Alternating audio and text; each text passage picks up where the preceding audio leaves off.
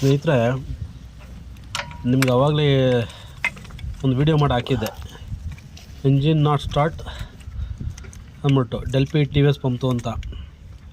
ಸರಿ governor ಸ್ಪ್ರಿಂಗಲ್ free ಮಾಡಿ start ಮಾಡಿ ಆಯಿತು, ಏರ್ ತೆಗೆದು ಸ್ಟಾರ್ಟ್ ಮಾಡಿ ಆಯಿತು. ಸ್ಟಾರ್ಟ್ ಮಾಡಿದ್ರೆ ಲೋಡ್ ತೊಗೋತಾ ಇರಲ್ಲ. ಏನಂದರೆ ಸುಮ್ಮನೆ ಜಸ್ಟ್ ಐಡ್ಲಿಂಗಲ್ಲಿ ಲೋಡ್ ಕೊಟ್ಟರೆ ಪಟ್ ಅಂತ ಆಫ್ ಆಗೋದು. ನೀವು ಎಷ್ಟೇ ಕಿಕ್ಕರ್ ಹೊಡಿಲಿ ಅಥವಾ ಲಿಫ್ಟ್ ಪಂಪ್ ಹತ್ರ ಹೊಡಿಲಿ ಎಲ್ಲ ಇದಾಗ್ತೈತೆ. ಆಮೇಲೆ ನೋಡಿದ್ರೆ ಲಿಫ್ಟ್ ಪಂಪು ಕರೆಕ್ಟಾಗಿ ವರ್ಕ್ ಆಗ್ತಾಯಿಲ್ಲ, ಪ್ರಾಪರ್ಲಿ ವರ್ಕ್ ಆಗ್ತಾಯಿಲ್ಲ. ಕರೆಕ್ಟ್ ಅಂದರೆ ಪ್ರಾಪರ್ಲಿ ವರ್ಕ್ ಆಗ್ತಾಯಿಲ್ಲ. ಜೊತೆಗೆ ಅದನ್ನು ಬಿಚ್ಚೋಣ ಅಂತ ಸಾಕಷ್ಟು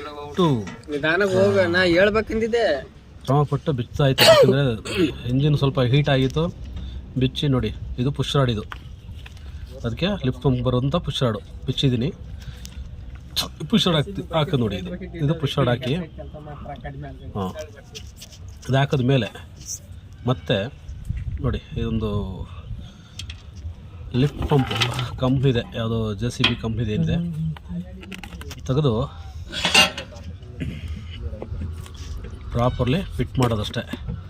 ಫಿಟ್ ಮಾಡಿ ನೋಡಿ ಎಷ್ಟು ಹಿಂಸೆ ಅಂದರೆ, ಇದು ಅಲ್ಲ ಒಬ್ಬೊಬ್ಬರ ಇದ್ದಾಗ ವೀಡಿಯೋ ಮಾಡೋದು ಕಷ್ಟ, ಪ್ರಾಪರ್ಲಿ ವೀಡಿಯೋ ಮಾಡೋದು ಕಷ್ಟ. ಕರೆಕ್ಟಾಗಿ ಕ್ಲಿಯರೆನ್ಸ್ ಬಂದಿಲ್ಲ ಅಂದರೆ ಬೇಜಾರು ಮಾಡ್ಕೋಬಾರ್ದು.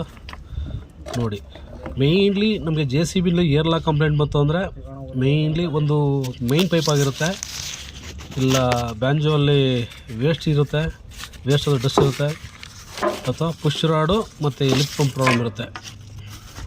ಅದು ಬಿಟ್ಟರೆ ಆಲ್ಮೋಸ್ಟು ಏನು ಅಂಥ ಮೇಜರ್ ಇಶ್ಯೂ ಬರಲ್ಲ. ಇದು ಹಾಕಿ ರನ್ ಆಗಿರೋದನ್ನ ಒಂದು ವಿಡಿಯೋ ಮಾಡ್ತೀನಿ. ಏಕೆಂದರೆ ಒಬ್ಬರೇ ಮಾಡೋದು ತುಂಬ ಕಷ್ಟ. ವಿಡಿಯೋನ ತುಂಬ ಹೀಟ್ ಇತ್ತು, ಜೊತೆಗೆ ರನ್ನಿಂಗಲ್ಲಿ ಆಫ್ ಆಗಿತ್ತು ಗಾಡಿ. ಬಟ್ ತುಂಬ